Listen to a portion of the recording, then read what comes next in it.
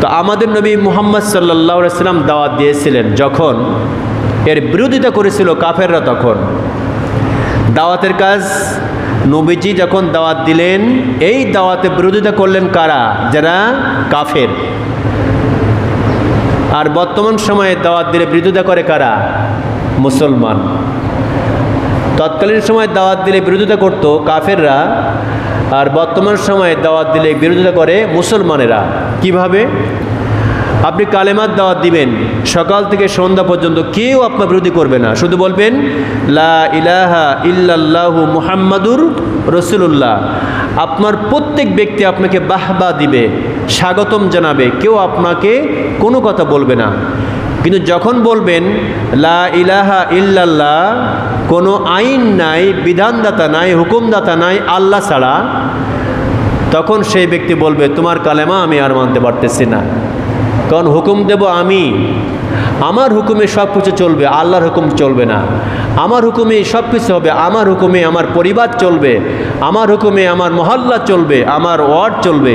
যখন এই কথা যখন আলোচনা হবে, তখন দেখবেন যারা দাওয়াত দিবে তাদের সঙ্গে তাদের সম্পর্কটা অন্যরকম হয়ে যাবে।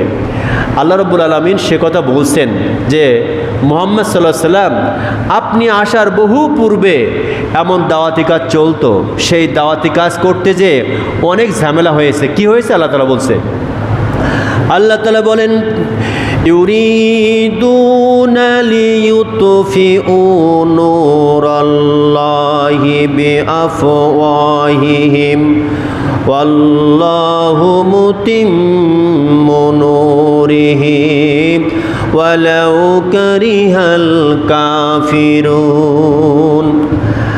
আল্লাহ তাআলা বলেন ইউরিদুনা, তারা চায়, লিইউতফিউ, নিভে দিতে, নূর আল্লাহে, আমি আল্লাহ আমার নূরকে তারা নিভে দিতে চায়, বিআফওয়াহিহিম, তাদের ফুৎকার দ্বারা, মুখের কথা দ্বারা, আল্লাহু, অথচ আমি আল্লাহ তাআলা মুতিম্মু নূরিহি, আমি আমার এই দিনকে প্রজ্বলিত করতে চাই, এটা বিজয় দিতে চাই। ওয়ালাউ, যদিও কারিহা, অসন্তুষ্ট হয়, কাফিরুন, কাফেররা। এটা হলো শাব্দিক বাংলা অর্থ। আল্লাহ তাআলা বলছেন কি? ইউরিদুনা, তারা চায়। কারা চায়? যারা কোরআনকে পছন্দ করে না, যারা এই কালেমাটা পূর্ণ মানে না, কালেমার দাওয়াতটা পরিপূর্ণ বিশ্বাস করে তার উপরে ঈমান যারা না আনে, তারা তাদের বিপক্ষে আল্লাহ বলছেন যে ওরা এমন মানুষ, ওরা চায় মুখের কথা দিয়া, ফুৎকার দিয়া, যেভাবেই হোক আমি আল্লাহ আমার নূরকে নিভেই দিতে। অর্থাৎ আমার নবী সাল্লাল্লাহু আলাইহি সাল্লাম যে কোরআন নিয়ে এসেছিলেন জমিনে, যে কোরআন এর সমাজ করার জন্য এসেছিলেন দুনিয়ায়, সেইটা যখন আমার নবী যখন বলবে বা তোমরা যখন বলবে, তখন কাফেররা করবে কি? ওরা চাবে, যারা কোরআন চায় না, ওরা চাবে কি? তাদের কথা দিয়া, মুখের ফুৎকার দিয়া, মুখের কথা দিয়া, জবান দিয়া, বিভিন্ন কৌশলে এই দিনকে মিটিয়ে দিতে চাবে। এটা কিন্তু আমার কথা না, আল্লাহ তাআলা বলছে। তাহলে আল্লাহ তাআলা জানতেন যে পৃথিবীতে কিছু লোক থাকবে যারা কোরআন পছন্দ করবে না। যেমন করে ফিলিস্তিনিদের প্রতি আজকে বিশাল আক্রমণ হচ্ছে ফিলিস্তিনিদের উপরে। ইসরায়েল চাচ্ছে ফিলিস্তিন নির্মূল করে দিব। আপনারা দেখেন, ঘর থেকে আপনার বাইর হচ্ছে বাবা, বাচ্চাদের কাছ থেকে বিদায় নিয়ে যাচ্ছে মা, বাবা সন্তানদের বলছে আমি হয়তো আর ফিরে নাও আসতে পারি, আমার জীবনে হয়তো আজকে শেষ হয়ে যাবে, আমি হয়তো শহীদ হয়ে যাব, আমার এই ফিলিস্তিনি মাতৃভূমিকে রক্ষা করার জন্য কাফেরের বিরুদ্ধে লড়তে যাচ্ছি, আর ফিরে নাও আসতে পারি। তো কাফেররা চাচ্ছে কি? ওই ফিলিস্তিনি মানুষের মুখ থেকে কালেমা তৈবা মুছে দিতে। কাফেররা চাচ্ছে ফিলিস্তিনি লোকরা যাতে করে আর কোনোভাবে আল্লাহকে না ডাকে, সব ইহুদি খ্রিস্টান হয়ে যায়, সেই চেষ্টা করছে। কিন্তু ফিলিস্তিনি মুসলমানরা বলছে না, আমরা সব শেষ হয়ে যাব, আমার সন্তান যাবে, আমার পিতা যাবে, আমার মাতা যাবে, আমার বিবি যাবে, আমি একা বেঁচে থাকবো, একাই আল্লাহু আকবার বলে সামনে এগিয়ে যাবো। কান সুবহানাল্লাহ, মাথা নত করে নাই। কিন্তু কাফেররা চাচ্ছে যে ওরা নিভেই দিবে, কিন্তু আসলে কিন্তু নিভাতে পারবে না। কারণ আল্লাহ তাআলা বলছেন যে আমি চাই আমি চাই দিন কায়েম হোক, আমি চাই তোমাদের মাধ্যমে দিন কায়েম হোক। এতে করে কাফেররা যত জ্বালা পোড়া হোক তাদের অন্তরে, এতে আমার কোনো যায় আসে না। আমার ভাইরা, এই আয়াতে কারিমায় আল্লাহ তাআলা সুন্দর করে বললেন যে শোনো, মানুষের মধ্যে এমন কিছু মানুষ আছে যারা তাদের মুখের ভাষা দিয়া, মুখ দিয়া আমার কোরআনকে নিভিয়ে দিতে চাবে, আমার কোরআনকে নির্মূল করতে চাবে, অথচ আমি রব্বুল আলামিন কোরআনের বিজয় দেওয়ার জন্য প্রস্তুত। এই বিজয়ের কারণে কাফেরদের মনে যত জ্বালা যন্ত্রণা হোক না কেন, আমি রব্বুল আলামিন আমার কোনো আসে যায় না। আল্লাহ পাক রেডি, প্রস্তুত। এরপর আল্লাহ বলছেন, হুয়াল্লাযী আরসালা রাসূলাহু বিল হুদা ওয়া দীনিল হক লিইয়ুযহিরাহু আলাদ-দীনি কুল্লিহি ওয়ালাউ কারিহাল মুশরিকুন। আল্লাহ তাআলা বলছেন, আমি সেই রব, তিনি সেই সত্তা, হুয়াল্লাযী, তিনি সেই সত্তা, আরসালা, প্রেরণ করেছেন, পাঠিয়েছেন, রসুলাহু, তার রসুলকে, বিল হুদা, হেদায়েত সহকারে, ওয়া দীনিল হক, এবং সত্য দিন দেয়া। আল্লাহ তাআলা বলছেন, আমি আমার রসুলকে সত্য দিন দেয়া, এখলাস, একটা একনিষ্ঠ দিন দেয়া আমি আমার রসুলকে দুনিয়ায় পাঠালাম। কি জন্য পাঠিয়েছি? লিইয়ুযহিরাহু, বিজয় করার জন্য, বিজয় করার জন্য পাঠিয়েছি, আলাদ-দীনি কুল্লিহি, আমি আল্লাহ তাআলা আমার কোরআন বাদ দিয়ে দুনিয়ার বুকে যত প্রকার তন্ত্র মন্ত্র, মানুষের যত প্রকার মন্ত্র আছে, আইন আছে, সবগুলোকে ধুলে মিটিয়ে দেওয়ার জন্য, আমার কোরআনকে উড্ডীন করার জন্য, আমার কালেমাকে উড্ডীন করার জন্য, আমার কোরআনকে বাস্তবায়ন করার জন্য আমি রব্বুল আলামিন আমার নবীর কাছে সত্য দিন দেয়া দুনিয়ায় পাঠিয়ে দিলাম। ওয়ালাউ কারিহাল মুশরিকুন, আর এর জন্য কাফেরদের মনে, ইসলাম যারা চায় না তাদের মনে যতই জ্বালা পোড়া হোক, আমি রব্বুল আলামিন আমার কোনো আসে যায় না। আল্লাহ পাক দুইটা আয়াতে এই একই কথা বলেন প্রায়, যে আমি রব্বুল আলামিন দুনিয়ার মানুষের অবস্থা জানি।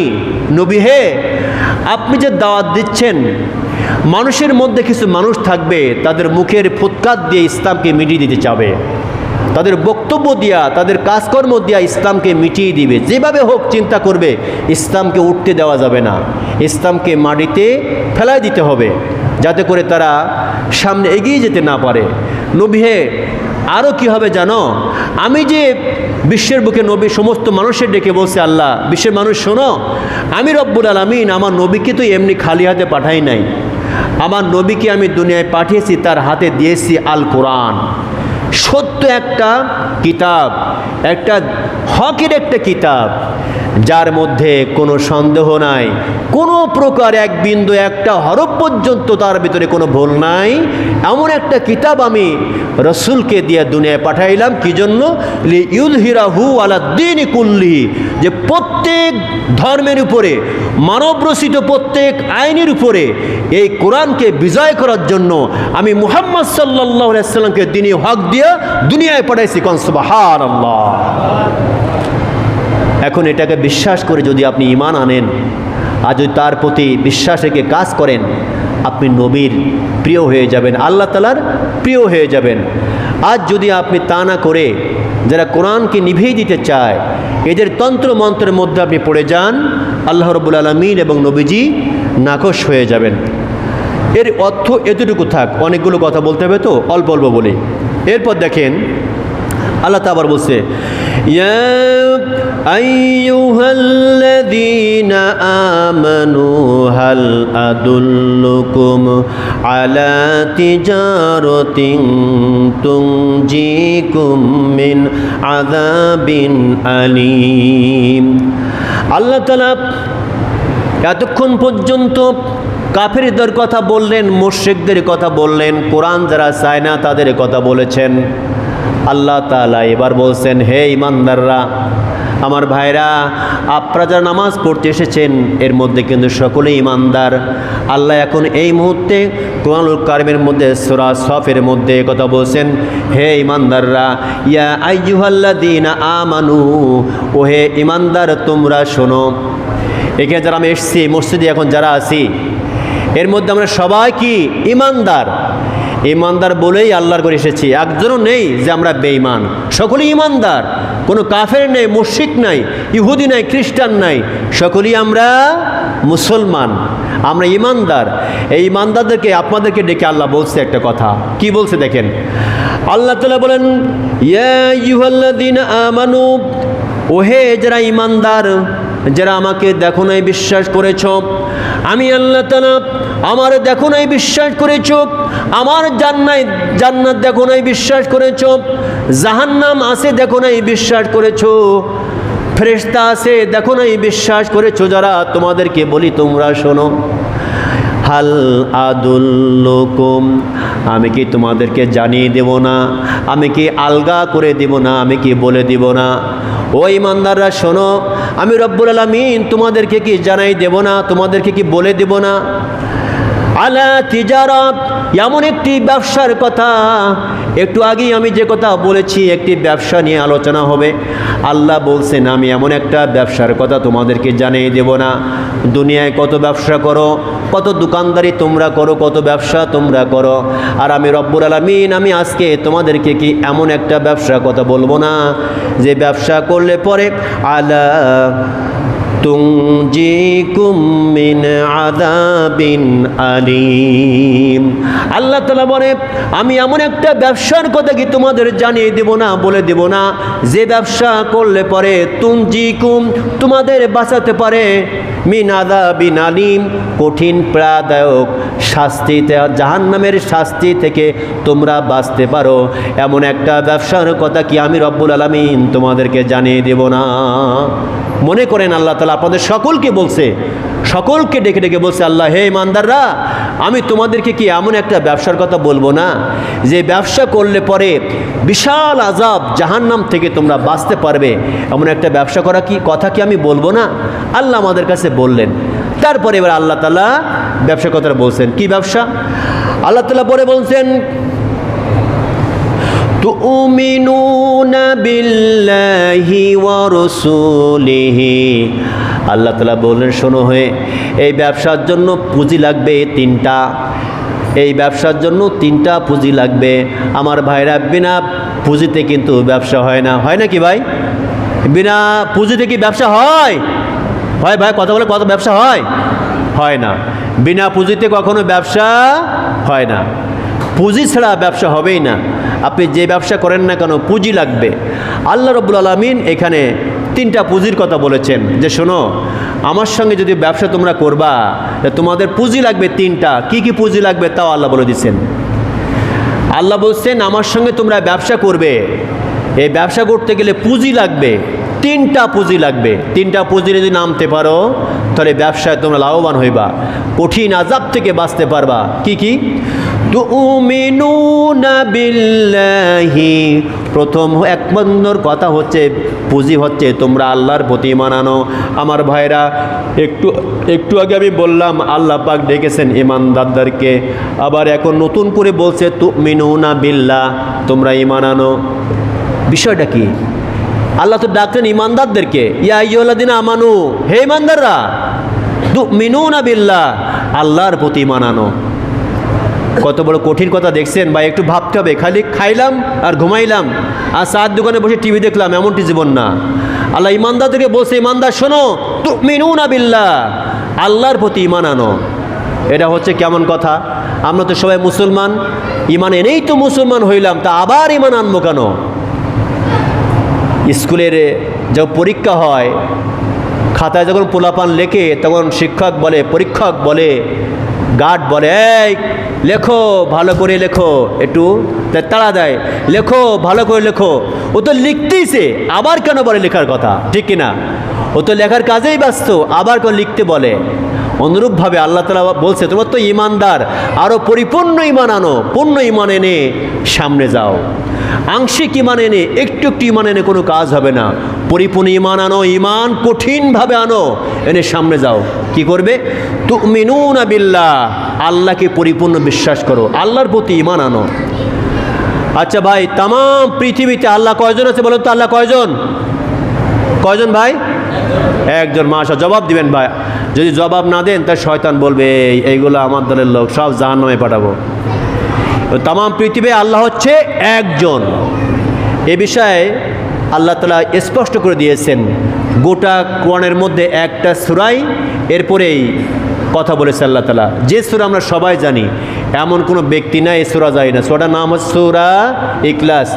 আল্লাহ তাআলা বলছেন কুল হুয়াল্লাহু আহাদ আল্লাহুস সামাদ লাম ইয়ালিদ ওয়া লাম ইউলাদ ওয়া লাম ইয়াকুল লাহু কুফুয়ান আহাদ। আল্লাহ তাআলা বলেন, নবী হে আপনি বলুন আল্লাহ হচ্ছে এক। কুল হুয়াল্লাহু আহাদ, আল্লাহ এক। আল্লাহুস সামাদ, আল্লাহ হচ্ছে মুখাপেক্ষী, অন্যের মুখাপেক্ষী নহে, অমুখাপেক্ষী। আল্লাহ এমন একজন আল্লাহ যে কারো মুখাপেক্ষী হন না, কারো কাছে কিছু চান না। লাম ইয়ালিদ ওয়া লাম ইউলাদ, তিনি কাকে জন্ম দেন নাই, তাকেও কেউ জন্ম দেন নাই। এমন একজন রব আমাদের, যিনি ছিলেন, আছেন এবং থাকবেন, কখনো সে মরবে না।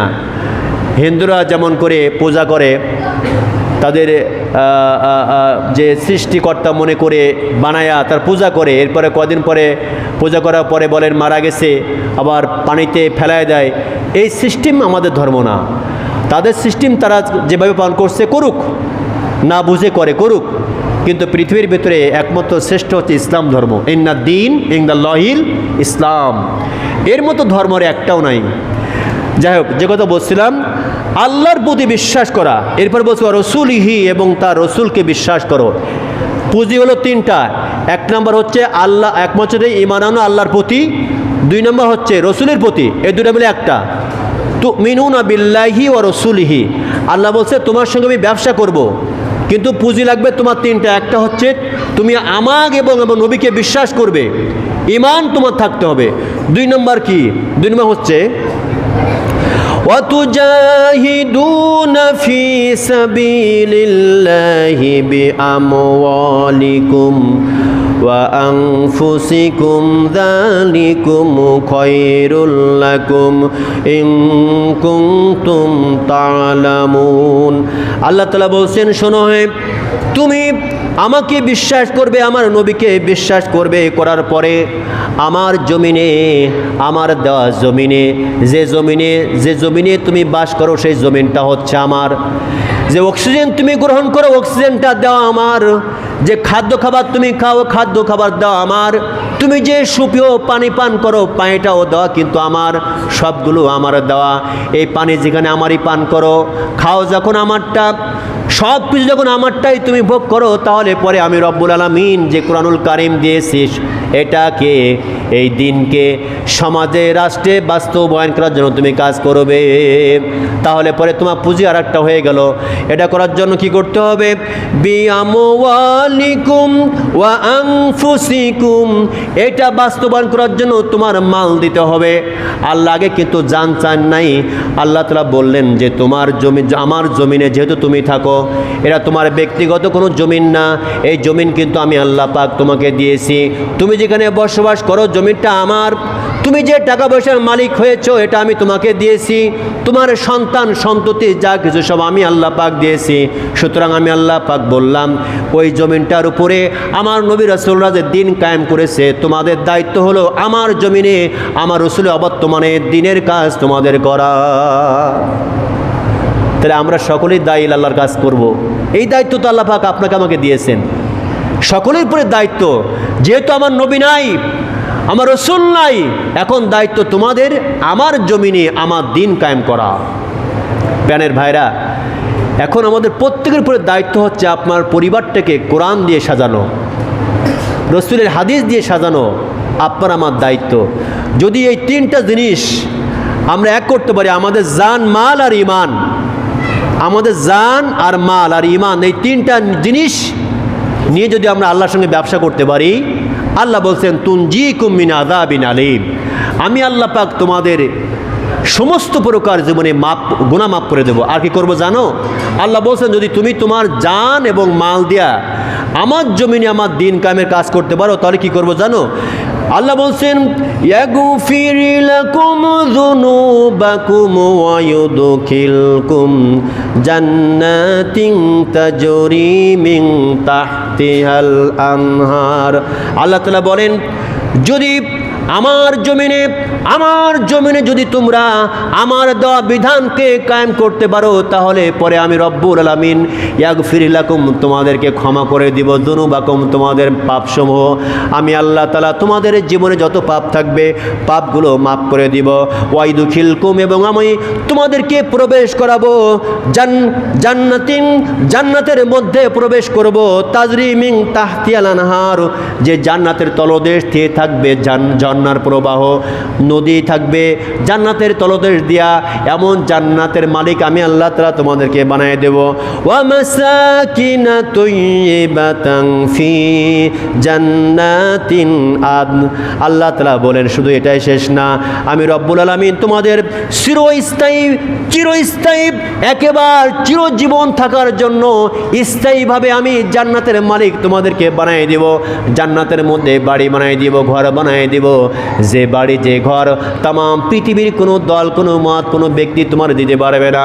যদি শুধুমাত্র আমার জমিনে আমার দিন কায়েমের কাজ তুমি করতে পারো, তাহলে পরে আমি রব্বুল আলামিন তোমাকে জান্নাতের মধ্যে এমন বাড়ি দেব যে বাড়ির নিচে দিয়ে থাকবে ঝর্ণা, আর এমন বাড়ি দেব যে বাড়ি পৃথিবী কোটি কোটি বার বেচলেও পরে একটা সুতার পর্যন্ত দাম হবে না।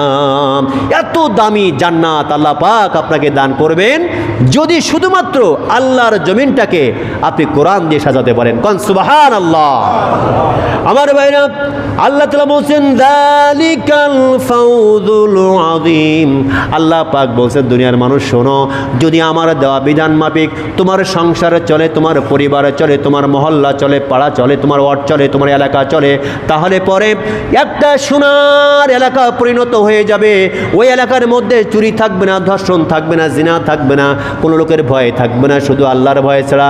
আর একটা যদি এমন করতে পারো, যালিকাল ফাউজুল আযীম, এটা হবে তোমাদের জন্য একটা মহাবিজয়। সুবহানাল্লাহ, মহাবিজয় আল্লাহ পাক দান করবেন। এরপর আল্লাহ পাক বলছেন ওয়া উখরা তুহিব্বুনাহা নাসরুম মিনাল্লাহি ওয়া ফাতহুন করিব। আল্লাহ তাআলা বলেন যখন আমার জমিনে আমার দিন কায়েম তোমরা কমপ্লিট করবা, আমার দিনের কাজ যখন তোমরা করবা, তোমাদের পরে বালা আসতে পারে, মুসিবত আসতে পারে, তোমাদের পরে জেল জুলুম অত্যাচার আসতে পারে, টেনশন করো না, চিন্তা করো না। এমন অবস্থা হলে পরে নাসরুম মিনাল্লাহি ওয়া ফাতহুন করিব, এমন অবস্থা যখন হবে আমি রব্বুল আলামিন আমার ইমানদার বান্দাদের সকলের কাছে আমি নিকটবর্তী হয়ে যাব, সাহায্য আসবে। নাসরুম মিনাল্লাহ, আল্লাহর পক্ষ থেকে সাহায্য আসবে। ওয়া ফাতহুন করিব, এবং বিজয় অতি সন্নিকটে চলে আসবে। কোন সুবহানাল্লাহ। অতি নিকটে বিজয় আসবে, টেনশনের কোনো কারণ নাই। আমার ভাইরা, আল্লাহর পয়গম্বর মক্কা মুকাররমায় দাওয়াতি কাজ করেছিলেন, কিছু মানুষ দাওয়াত গ্রহণ করেছিলেন, সবাই কিন্তু করে নাই। নবীকে মারলেন, ধরলেন, নবীকে জেল দিলেন, নবীর পিঠের উপরে উটের পচা নাড়ি ভুড়ি পর্যন্ত চাপিয়ে দিয়েছেন। আপন চাচা এত মারা মেরেছেন, নবীজি রক্তাক্ত হয়েছে। উহুদের ময়দানে নবীজি রক্ত দিয়েছেন। আমার ভাইরা, তায়েফের ময়দানে আল্লাহ নবীজি রক্ত দিয়েছেন। আমার ভাইরা, এমন অবস্থা যখন হয়েছে, আল্লাহ রাব্বুল আলামিন এই দিনের কাজ করার জন্য এলাকা ছেড়ে অন্য জায়গায় চলে গেছেন। এরপরও দিনের দাওয়াত দিতে এক সেকেন্ডের জন্য পিছপা হন নাই। দিনের দাওয়াত দেওয়া থেকে বিরত হওয়া যাবে না। আপনার পরিবারের সকলকে আপনি নিজে দাওয়াত দিবেন। আরে ভাই, দিন ছাড়া তো জান্নাতে যাওয়া যাবে না। যার মধ্যে দিন নাই তার মধ্যে আসে কি? বদদিন। বদদিন দখল করবে আপনার ভিতরে। আর জান্নাতে যাওয়ার রাস্তা একটাই, সেটা হচ্ছে আল্লাহর হুকুম মানা আর হালাল রিজিক খাওয়া। কোনো হারাম খাওয়া যাবে না। হারাম যে ব্যক্তি খাবে তার শরীর জাহান্নামে যাবে। হারাম থেকে বেঁচে থাকতে হবে জান্নাতে যেতে হলে। আমার ভাইরা, নবীজি বলছেন আল্লাহ তাআলা বলছেন অবাশশিরিল মুমিনিন, এই যত কথা আল্লাহ তাআলা উপরে বলেছেন, নবী বলছেন নবী হে আপনি মুমিনদের সুসংবাদ দেন, যা বলেছি এই সব হচ্ছে আমি রিজার্ভ করবো মুমিনদের জন্য। চিৎকার দিয়ে বলেন সুবহানাল্লাহ। সব আপনাদের জন্য, আপনার জন্য আল্লাহ রিজার্ভ করবেন। শুধু একটু কষ্ট যে আল্লাহর জমিনে আল্লাহর দ্বীন কায়েমের কাজ করা। সে যে কেউ হতে পারে, যে কোনো ব্যক্তি হতে পারে, নির্দিষ্ট কোনো দল নয়। প্রত্যেক মানুষের দায়িত্ব, প্রত্যেক ব্যক্তির দায়িত্ব। জমিন আমার, এই জমিনের দ্বীন কায়েমের দায়িত্ব প্রত্যেক মানুষের। প্রাণের ভাইরা, দ্বীন কায়েমের কাজ করলে বাধা আসবে, মুসিবত আসবে, পিছালে হবে না। আল্লাহর পয়গম্বরের কাজ করেছেন, মার খেয়েছেন। সাহাবীরা করেছেন, মার খেয়েছেন। তাবেইন করেছেন, মার খেয়েছেন। কেউ বিনা মারি যান নাই, কষ্ট হয়েছে। আব্দুল উজ্জা আল্লাহ নবীজির একজন সাহাবী, ছোট মানুষ, বাবা মারা গেছে। বাবা মারা যাওয়ার পরে আপন চাচার কাছে বড় হয়েছেন, সকল সয় সম্পত্তি চাচার কাছে রয়েছে। আব্দুল উজ্জা তাকে আস্তে করে ছোট থেকে বড় করেছেন। যখন বড় হয়েছে আব্দুল উজ্জা বুঝতে শিখেছে। বুঝতে শেখার পর নবীজি যেখানে মিটিং করে, যেখানে মিছিল দেয়, যেখানে বৈঠক করে, যা করে, এই উজ্জা সেখানে যে হাজির হয়ে যায় গোপনে গোপনে। আমাদের মাহফিলে ভাই মাঝে মধ্যে হিন্দুরা আসে না? আসে কি না? আমাদের মাহফিলে কিন্তু অনেক হিন্দু আসে, অনেক হিন্দু আসে। হিন্দুরা এসে কোরআন বুঝে আমাদের আলেমদের হাতে মুসলমান হয়, অনেক প্রমাণ আছে। আমার ভাইরা, আব্দুল উজ্জা করলেন কি, এই ছোট্ট মানুষ বড় হচ্ছে আস্তে আস্তে, আর মাঝে মধ্যে কোরআনের মাহফিলে চলে যায়। এমন করে যাওয়ার পর একদিন করেছেন কি, আল্লাহ নবীজির বয়ান শুনেছেন, অনেক দিন শুনে আজকে শুনে মন ভরে গেছে। মন ভরে যাওয়ার পরে আল্লাহ নবীজিকে বললেন, ইয়া রাসূলুল্লাহ আমার খুব ভালো লাগে, আমি তো কালেমা পড়ে ফেললাম, আপনি আমাকে কালেমা পড়াই দিয়ে দেন। লা ইলাহা ইল্লাল্লাহু মুহাম্মাদুর রাসূলুল্লাহ, এই কালেমা পড়েছেন যখন আমার ভাইরা মানুষ জানতে পেরেছে, তখন কাফেররা জেনে গেছে। এটা জানার পর তার আপন চাচার কানে খবরটা চলে গেল। এবারে যখন বাড়ি চলে গেছেন, বাড়িতে যাওয়ার পর চাচা ডাক দিয়ে বলে, আব্দুল উজ্জা তুমি নাকি মুসলমান হয়ে গেছো, এটা কি ঠিক নাকি? চাচা এ অবিশ্বাসের কি আছে? আকাশের চন্দ্র যেমন সত্য, আকাশের সূর্য যেমন সত্য, এমন সত্য করে আপনাকে আমি সাক্ষ্য দিয়ে বলতেছি, লা ইলাহা ইল্লাল্লাহু মুহাম্মাদুর রাসূলুল্লাহ। হ্যাঁ চাচা, আপনাকেও সাক্ষ্য রেখে বললাম, আমি 36 কোটি দেবতার পূজা বাদ দেয়া এক আল্লাহর পূজা করার জন্য সিদ্ধান্ত নিয়েছি। এখন থেকে আমার সমস্ত কাজকাম যা হবে আল্লাহর হুকুমে হবে, নবীর তরিকা মাফিক হবে। আমি আর আপনার সঙ্গে নাই, আপনার দলেও আমি নাই। আপনি বলবেন মিছিলে মিটিংয়ে যাওয়ার জন্য, আমি তা যাব না। এখন থেকে আল্লাহ নবীর দ্বীন কায়েমের কাজে যোগদান করলাম। চাচা শুনে তো মিজাজ গরম হয়ে গেছে। হ্যাঁ, এত বড় সাহস! তোমার মনে করছো সহায় সম্পদ সব ফেরত দেবো, তুমি অনেক টাকা পয়সার মালিক, চেয়েছিলাম সব ফেরত দেবো, একটাও ফেরত দেবো না, তোমার কিচ্ছু দেবো না, তুমি আমার না জানে ইসলাম গ্রহণ করেছো। বলছে আচ্ছা আপনি সহায় সম্পদ, আমার সম্পদ সব আপনার কাছে, আপনি দিবেন না আমারে? বল না, একটাও দেবো না। মুহাম্মাদের কালেমা ছাড়ো, আবার আমার ধর্মে চলে এসো, আমার দলে চলে আসো, আমার তুমি সব ফেরত পাবা। কয় চাচা আমি যে এমন একটা সুধা পেয়েছি, এমন এক সুপ্রিয় মধু পান করেছি, ইসলাম নামের জিনিসটা, এটা আমার জীবন যাবে, আমার সহায় সম্পদ অর্থ সব যাবে চাচা, এটা আমি ছাড়তে পারবো না। চিৎকার দিগন সুবহানাল্লাহ। চাচা বলে, শোনো রে আব্দুল উজ্জা, তুমি যদি সত্যি মুহাম্মাদের ধর্ম না ত্যাগ করো, তাহলে পরে তুমি এই মুহূর্তে তোমার গায়ের যে জামা কাপড় আছে এটা খুলে দাও, তোমার সহায় সম্পদ তো তুমি পাবে না, আমার দেওয়া কিছুই তুমি পাবে না, তোমার গায়ের জামাটাও আমি কিনে দিয়েছিলাম, তুমি জামা কাপড় খুলে দাও। জামা খুলে দিলেন চাচা, এই নিন আপনার জামা, আমি জামা দিয়ে দিলাম। ও ভাতিজা শোনো, তোমার পরনে পাজামা, ওই যে লুঙ্গিটা দেখছো ওটাও আমার কিনে দেওয়া, ওটাও ফেরত দাও।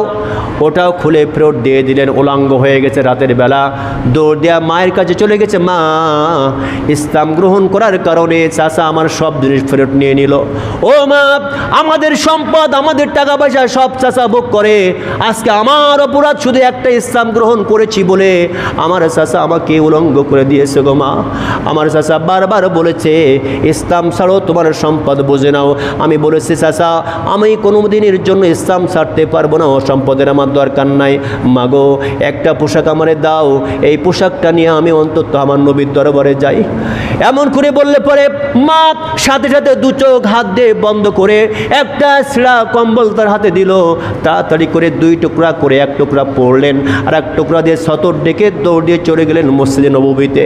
মসজিদ নববীতে বসে আছেন, আল্লাহর পয়গম্বর নববীতে ঢুকে দেখলেন মসজিদের পাশে একটা ছেলে জীর্ণ শূন্য পোশাক, চুলগুলো উস্কো শুষ্ক মতো অবস্থা। ডাক দিয়ে বলে তুমি কে? বলে আমি আব্দুল উজ্জা। তোমার কি সমস্যা? বলে হুজুর আমি না কয়েকদিন আগে আপনার কাছে বায়াত গ্রহণ করেছি, মুসলমান হয়েছি, এই অপরাধে আমার চাচা আমার সমস্ত সয় সম্পদ থেকে বঞ্চিত করেছে, আমার পরের লুঙ্গি পর্যন্ত খুলে নিয়েছে, জামা পর্যন্ত খুলে নিয়েছে। ইয়া রাসূলুল্লাহ আমার কিছুই নাই, আমি এতিম হয়ে গেছি একতে, আর টাকা পয়সাও তো কিছু আমার সাথে নাই, আপনার কাছে এসেছি হুজুর আপনার কাছে। আল্লাহ নবী বললেন সাহাবীরা শোনো এখানে দেখো না, তাড়াতাড়ি আসহাবে সুফফার কাছে দিয়ে দাও। আসহাবে সুফফার কাছে দেওয়া হলো, তাকে এবার কোরআন শিক্ষার জন্য দেওয়া হলো। আমার ভাইরা কোরআন শিখছে, এবার কোরআন পড়া শুরু করেছে, আল্লাহর কালাম সুন্দর করে পড়া শুরু করে জোরে জোরে তেলাওয়াত করে। এবার সকলে বলছে ইয়া রাসূলুল্লাহ আব্দুল উজ্জা, এই আব্দুল উজ্জা এমনভাবে কোরআন পড়ে যার কারণে আমাদের নামাজের ডিস্টার্ব হয়, আমাদের পড়ার ডিস্টার্ব হয়, জোরে জোরে তেলাওয়াত করে। আল্লাহ নবীজি বলে সাহাবীরা রে এ যেভাবে তেলাওয়াত করে করতে দাও, কারণ এর ইসলামকে এই মদিনা পর্যন্ত আনতে অনেক কষ্ট তাকে করতে হয়েছে। ও সাহাবীরা যত জোরে পড়ে পড়তে দাও, তাকে কোনোভাবেই তোমরা থামতে দিবে না। আমার ভাইরা ইতিমধ্যে আমার ভাইরা এই আব্দুল উজ্জার নামটা আল্লাহর পয়গম্বর বলেন আব্দুল উজ্জা, তোমার নাম তো আব্দুল উজ্জা কখনো থাকতে পারে না, আজ থেকে তোমার নাম হবে আব্দুল্লাহ। আমার ভাইরা আব্দুল্লাহকে বললো আব্দুল্লাহ শোনো তুমি জিহাদের ময়দানে যাবে নাকি? বলে হুজুর অবশ্যই আমি জিহাদের ময়দানে যাব। হুজুর আপনি দোয়া করেন জিহাদের ময়দানের জন্য আমি শহীদ হতে পারি, আল্লাহর জমিনে আল্লাহর দিন কায়েম করতে যে যদি আমার শহীদ হয়ে যায় এরপর যে চাইতে বড় কিছু আমার আর পাওয়ার নাই, আপনি দোয়া করুন। এমন করে বললে পরে আল্লাহ নবী বলে রব্বুল আলামিন আমি এই আব্দুল্লাহ দোয়া করলাম, আল্লাহ কাফেরদের জন্য আব্দুল্লাহ রক্তকে আমি হারাম করে দিলাম, অর্থাৎ এমন দোয়া করলেন যেন সে শহীদ না হয়। আমার ভাইরা ঘটনা এভাবে আসছে, কয়েকদিন পরে এই আব্দুল্লাহ অসুস্থ হয়ে পড়েছিলেন, এত ডাক্তার কবিরাজ দেখানো হলো সে ভালো হয় নাই, মৃত্যুবরণ করলো। মৃত্যুবরণ করার পরে তাকে দাফন করা হবে। আল্লাহর পয়গম্বর বললেন এই দাফন করার দায়িত্ব কেউ নেবে না, আমি নিজেই দাফন করব। তাকে সুন্দর করে গোসল দেওয়া হলো। কবরের মধ্যে যখন তাকে নামানো হচ্ছে আল্লাহর পয়গম্বর নিজেই কবরের মধ্যে নামলেন। রাতের গভীর অন্ধকারে সাহাবীরাও চলে গেলেন, ওমর আর আবু বকর চলে গেলেন। আবু বকর ওমর দুজনে লাশটা নিয়ে গেছেন, নবীজি হাতে করে লাশটা কবরের মধ্যে দাফন করেছেন।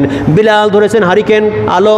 আমার ভাইরা লাশ যখন দাফন করা হয়ে গেছে আল্লাহ তাআলা বলেন রব্বুল আলামিন আজ সন্ধ্যা পর্যন্ত আমি এই আমার সাহাবী আব্দুল্লাহর পরে খুশি ছিলাম, আল্লাহ মেহেরবানি করে আপনি তারপরে খুশি হয়ে যান। আল্লাহর আমার ভাইরা এই সময় পাশে এক সাহাবী দাঁড়িয়েছিল, বলল আল্লাহ আজকে যদি এই কবরের ভিতরে আমার লাশটা হতো আমার জীবনটা ধন্য হয়ে যেত। আল্লাহ তাআলা যেহেতু দিন কায়েম করার জন্য পাঠিয়েছেন, আজ সেই দিন কায়েমের কাজ নবীর আদর্শ মাফিক সে করেছে বলে আল্লাহ খুশি, নবী খুশি।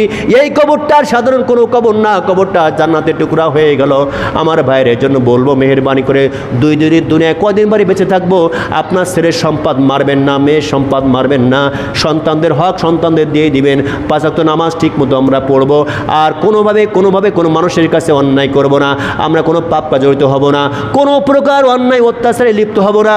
আল্লাহ রাব্বুল আলামিন আপনাকে আমাকে সেই তৌফিক দান করুক। আমরা সকলে বলি আল্লাহুম্মা আমিন।